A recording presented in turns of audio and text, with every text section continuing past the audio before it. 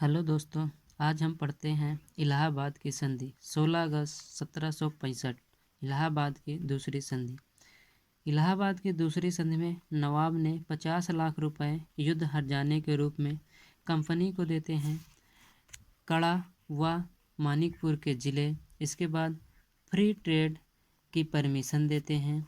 इसके बाद बनारस के जमींदार बलवंत सिंह की जागीर वापस दी गई। ये है इलाहाबाद की दूसरी संधि की शर्तें। इसके बाद है बंगाल। बंगाल में उस समय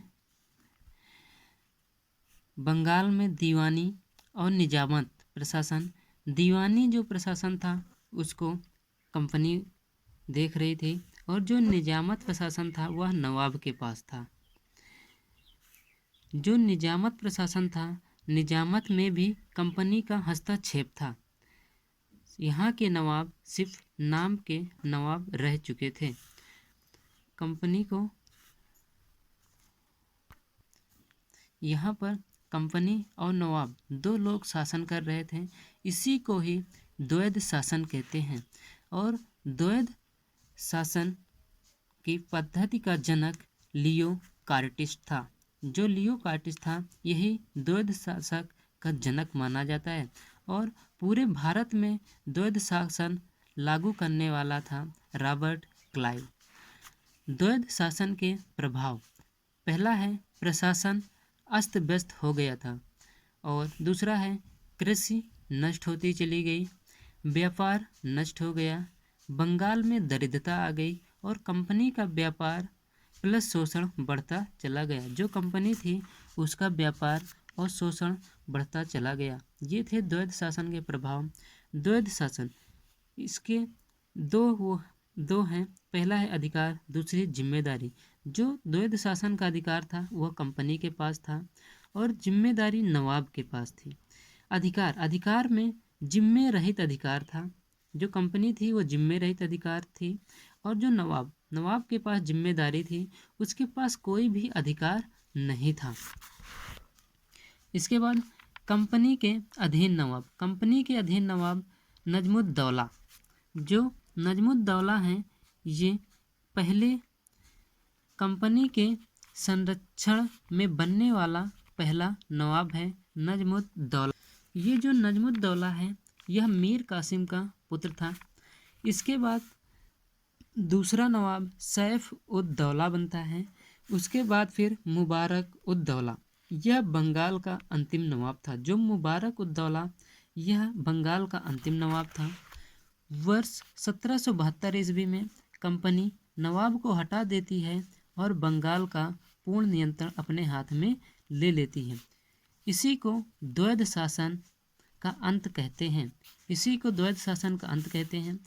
कंपनी वर्ष 1765 ईस्वी में ही यह सब क्यों नहीं कर देती, इसके तर्क हैं।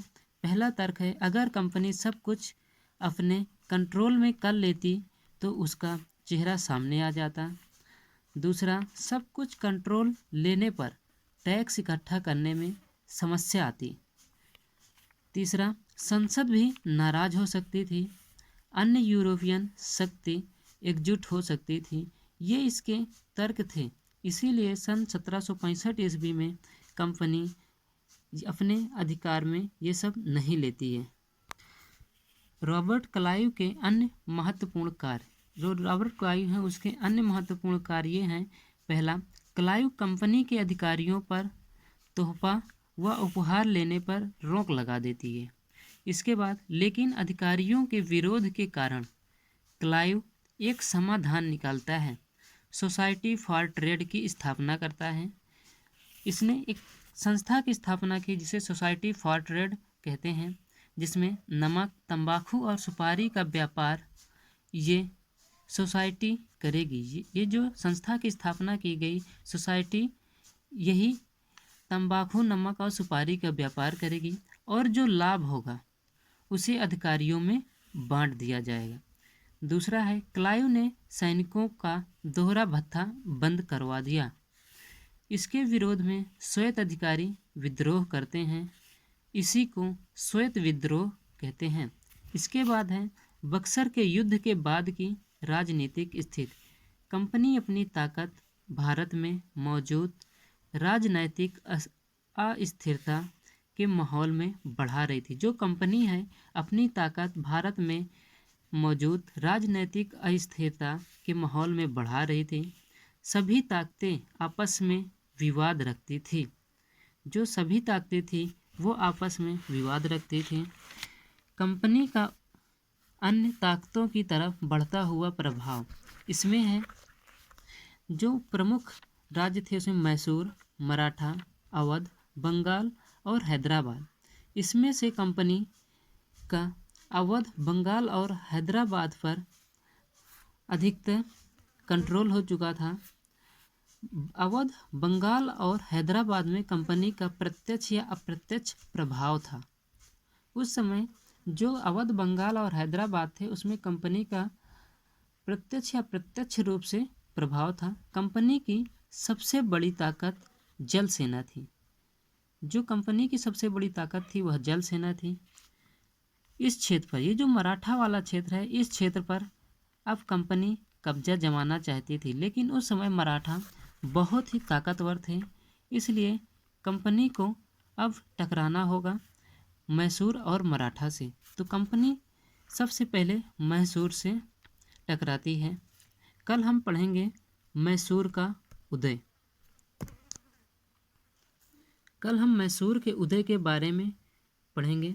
अगर यह वीडियो अच्छा लगे तो वीडियो को लाइक करें, शेयर करें और चैनल को सब्सक्राइब करें। धन्यवाद।